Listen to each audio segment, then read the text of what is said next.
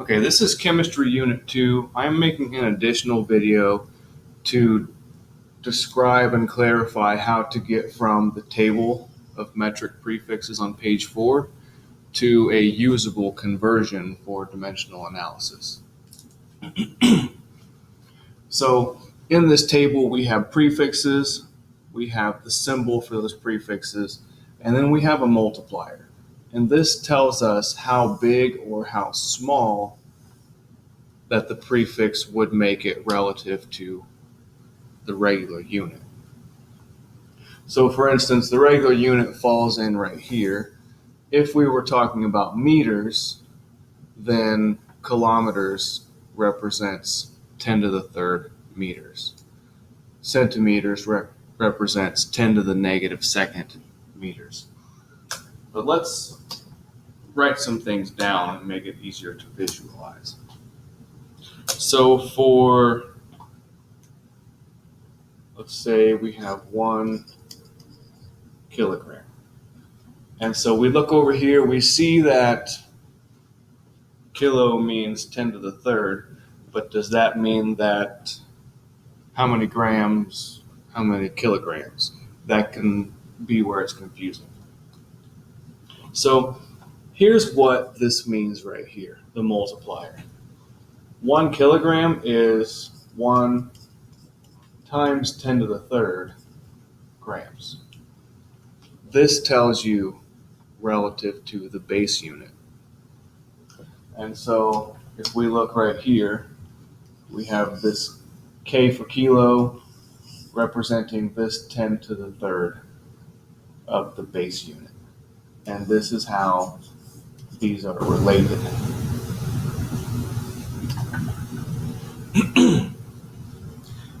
If we wanted to make a conversion factor, these two things are actually the same number. Let me get rid of this. So 1 kilogram equals 1 times 10 to the third grams. So you could rewrite this as a conversion factor. So let's write it here. 1 kilogram is 1 times 10 to the third grams. So now it looks more like a conversion factor. Anytime two things are equal, you can represent them like this as a conversion factor. From a math standpoint, what I did was divide both sides by this number, and that's how it got over here. And really, this is equals 1. So this is a conversion factor. It's useful, but it's kind of difficult to understand exactly what's going on. So let's rewrite it. 1 kilogram, and 1 times 10 to the third means 1,000. 1 kilogram is 1,000 grams. And you could rewrite this as a different conversion factor. You could just flip it over, and 1,000 grams over 1 kilogram. And so these are two possible conversion factors based on this relationship, and this is where the 10 to the third came from.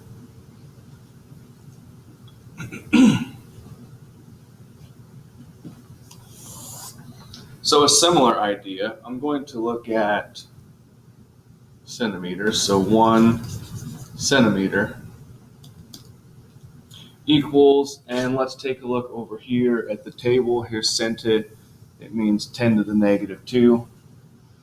So what this is telling me, 1 times 10 to the negative 2 meters. And what has essentially happened is that this times 10 to the second power, times 10 to the negative second power, has just replaced this lowercase c.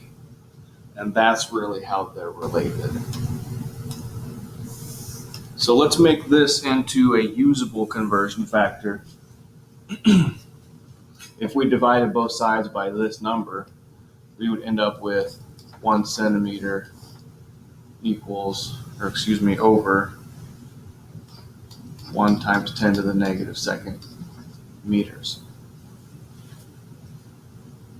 And so what this means, if you were to type this in your calculator, 1 divided by, and then put parentheses, 1 times 10 to the negative second power, this is what it would tell you.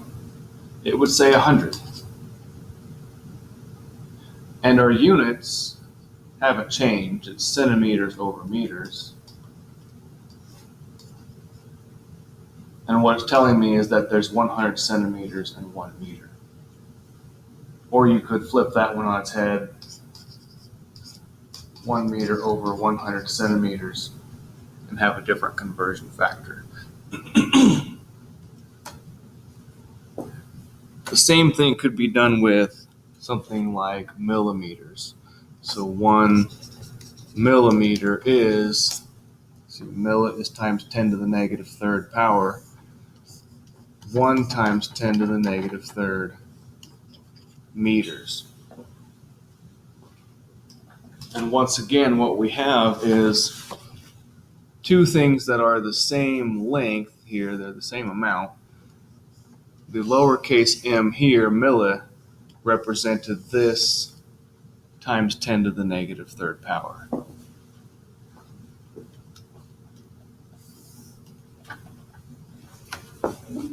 So let's do the same thing that we were doing over there. 1 millimeter over 1 times 10 to the negative third meters. And if you were to put this one in your calculator, 1 divided by parentheses 1 times 10 to the negative third power, what your calculator would say, 1,000. And your calculator didn't change any of the units. What this is telling us is 1,000 millimeters per meter, or per 1 meter. And then the other possibility, 1 meter is 1,000 millimeters. So this is one way that you can go from the table to a usable conversion factor. The other possibility, maybe even easier, is just to kind of get the relative sizes of these memorized. And that might be the better way to go. For instance, when I think of the relationship between kilometers and meters, I know the kilo means 1,000, but the thing I'm running into, a student might be asking me, is it 1,000 kilometers in 1 meter? Or is it 1 kilometer, 1,000 meters? And so the way I think about it is in terms of distance. So just regular distance. I know that a meter is approximately a yard. It's not exact, but it's close. And I know that a kilometer is something on the scale of a mile. It's not quite a mile, but it's still a pretty good distance. So if this is about 3 feet, and this is something closer to almost a mile, then one of these could contain 1,000. And this might be the easiest way to remember, just 1 kilo equals 1,000 of whatever. The same thing with millimeters. So between meters and millimeters, there's sometimes confusion. If you think about a meter, again, it's about 3 feet, a little longer actually. And a millimeter is something very tiny. It's like the length of the end of your fingernail. And so this is the smaller piece. Milli means 1 1,000th. So if this is 1 1,000th of a meter, then 1,000 of them would be just 1 meter.